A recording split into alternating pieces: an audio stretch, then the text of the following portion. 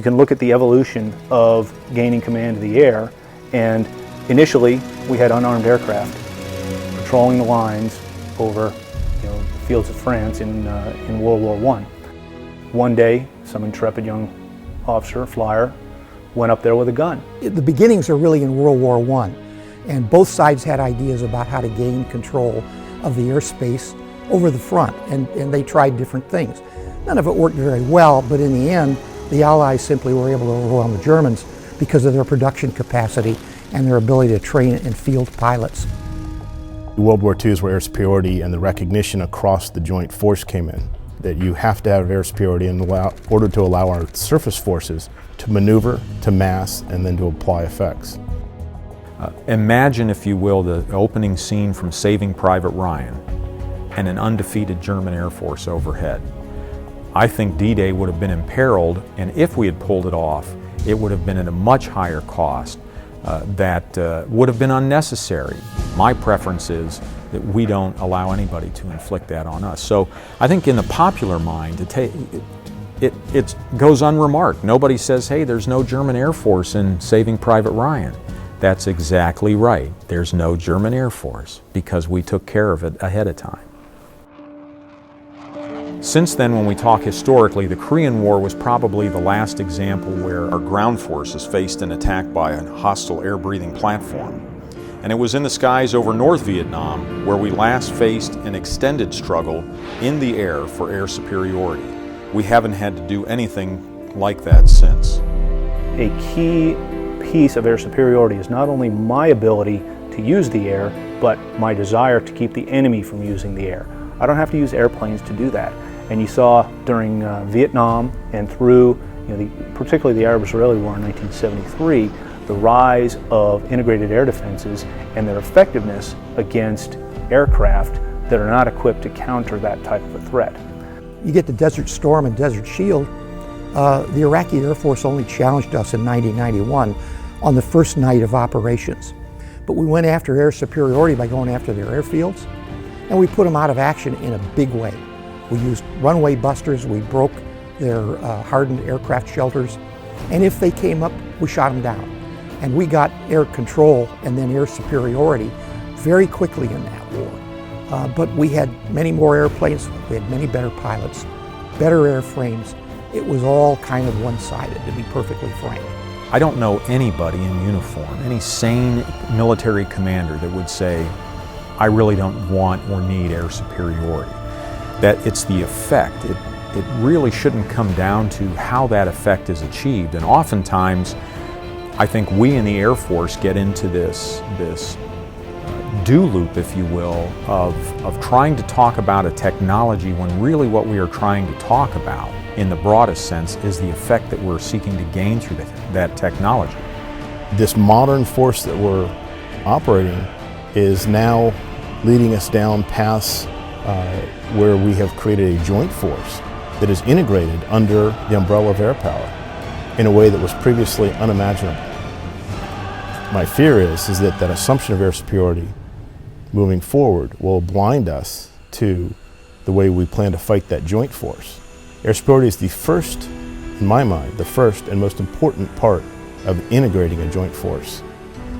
So what types of platforms, airframes, weapon systems do we need to gain and sustain air superiority?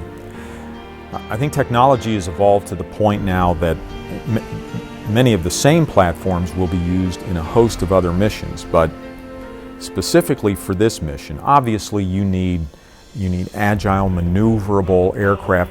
We'll call them fighters. Those flying in an air-to-air role, but then are also capable of striking targets on the ground, that are capable of a certain degree of self-defense against enemy IADs, integrated air defenses on the ground. Another SAM launch, same location.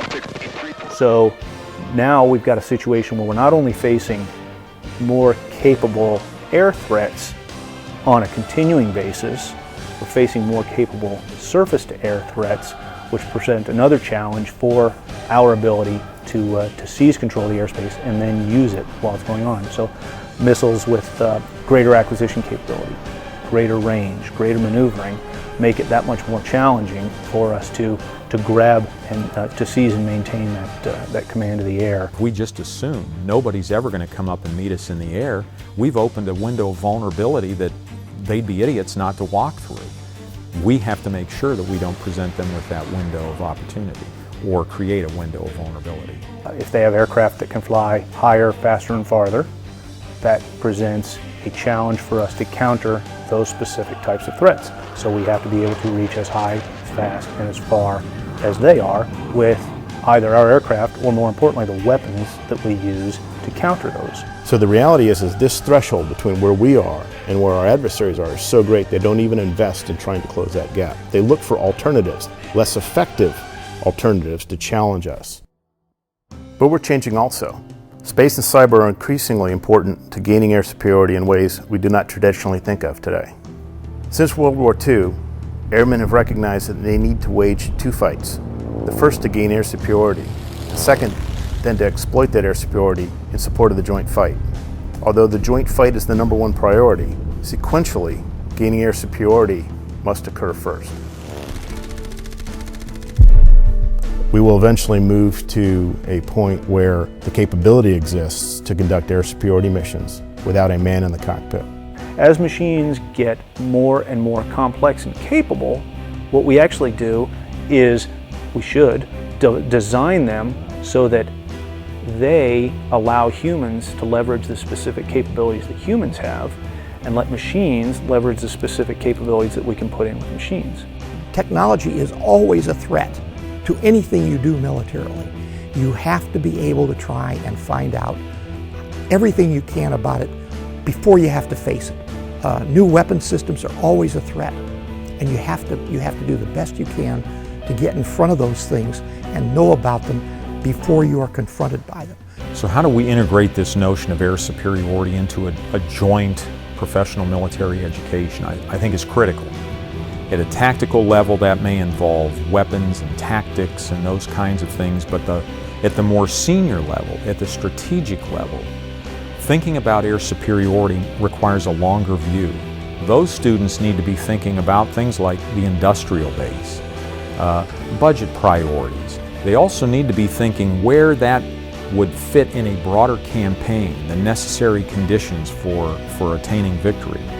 We're all worried about what Chinese missiles can do and what Chinese aircraft can do, and that's part of air superiority. You got to be able to control those things if you go to war. Better not to go to war, but if you have to, you've got to be ready for it.